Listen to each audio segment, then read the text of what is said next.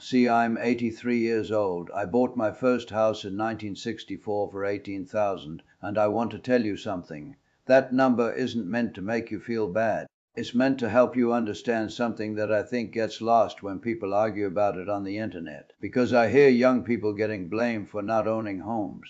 They spend too much on coffee. They don't save enough. And I want to say, as gently as I can, that's not the whole story, not even close. Let me tell you what it actually looked like. I was 22 years old when my wife Dorothy and I got married in 1963. I was working at a machine tool company outside of Cleveland, making about $95 a week. That's roughly $4,900 a year. The house we bought, 3 bedrooms, a small yard, 1 bathroom, was $18,000. So that house cost about 3.5 times my annual salary, maybe 4 times if you stretched it. We put $2,000 down, saved it in about 2 years.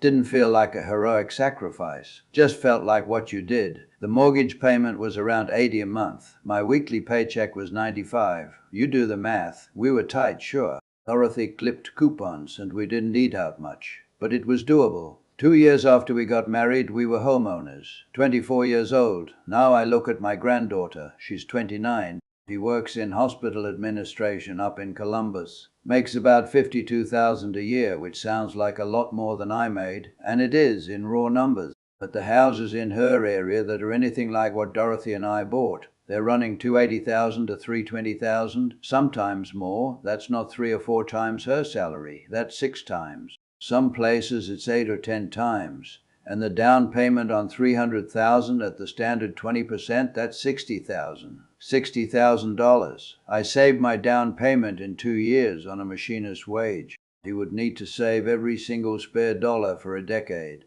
while also paying rent that eats up a third or more of what she brings home. That's not a coffee problem, that's a math problem. So how did we get here? That's what I want to try to explain, because I lived through the change. I didn't just read about it. When I was growing up in the 1950s, there was something called the GI Bill, which had just finished reshaping the country. My father came back from the war and got a low-interest loan that let him buy a house in 1949 for about $7,500. He was a postal worker. He never made a lot of money, but the system was designed, at that moment in history, to let working people buy homes. That was a deliberate choice that the country made. The suburbs were built around that idea. You could work a regular job, at a factory, at the post office, at a hardware store, and your wage was enough to sustain a life. You could buy a house. You could afford to have a car. You could send your kids to a state college for a few $100s a semester. I remember when my son David went to Ohio State in 1982, tuition was around $1,200 a year. He worked summers and part-time during the school year. Graduated with almost no debt. That wasn't unusual. That was normal. Now I look at what kids are paying. $50,000, $60,000 a year at some schools.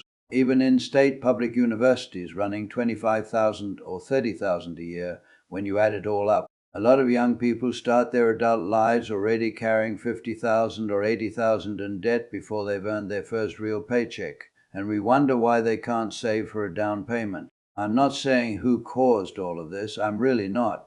Because I lived through Republican administrations and Democratic ones, and the drift happened across all of them, things shifted slowly, the way a river changes course. Not overnight, but over decades, and by the time you notice, the landscape looks completely different.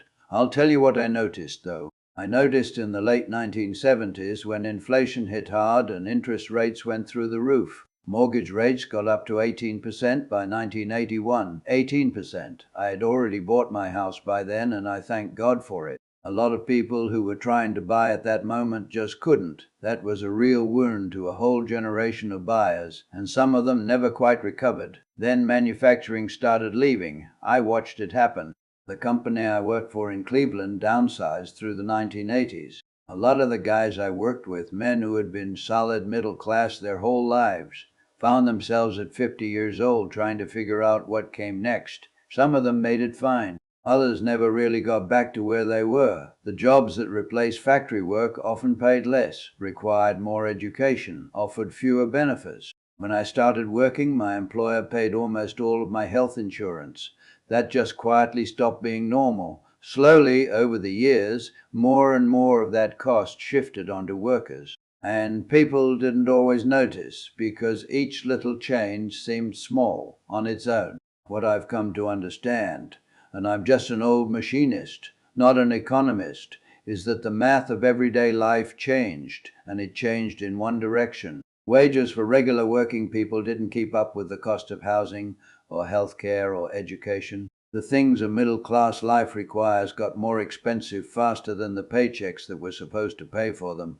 My grandson Tyler works 2 jobs. He's 26. He drives for a delivery service during the day and works weekends at a hardware store, which I find a little funny given my history. He makes decent money, probably combined around $45,000 a year. He lives with 2 roommates because he can't afford a place on his own. He's a smart kid, works hard, saves when he can, but he's told me flat out that he doesn't think he'll own a home before he's 40, if ever. I don't know how to tell him he's wrong because I'm not sure he is. What bothers me isn't the number itself. It's that when I was his age, working a comparable job in comparable terms, the system was set up in a way where a regular life was within reach. You didn't have to be exceptional. You didn't have to work 3 jobs or get a graduate degree or move to a cheaper city and start over. You could just show up, do your work, and build something. That's what I want young people to understand. It's not that you're doing something wrong, it's that the distance between a regular job and a regular life has gotten much longer than it used to be. I've heard the arguments. People say houses are better now, which is true. They say more people go to college, which is true. They say the economy is more complex, which is certainly true. And maybe all of that explains some of it. I'm not dismissing those points, but I also know what I paid for that house. And I know what my granddaughter would have to pay for something similar today, and the gap there isn't explained by nicer appliances or better insulation. I'm not angry about it. At 83, I've made my peace with most things, but I am concerned.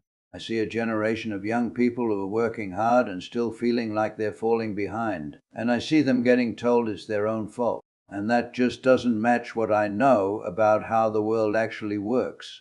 When I bought that house in 1964, it wasn't because I was particularly clever or disciplined. It was because I came along at a moment when the economy was organized in a way that made it possible. The question worth asking, not angrily but honestly, is whether we still want that to be possible. And if we do, what would it take to make it so again? I don't have the answer to that. I'm an old man who spent his career running machines and raising kids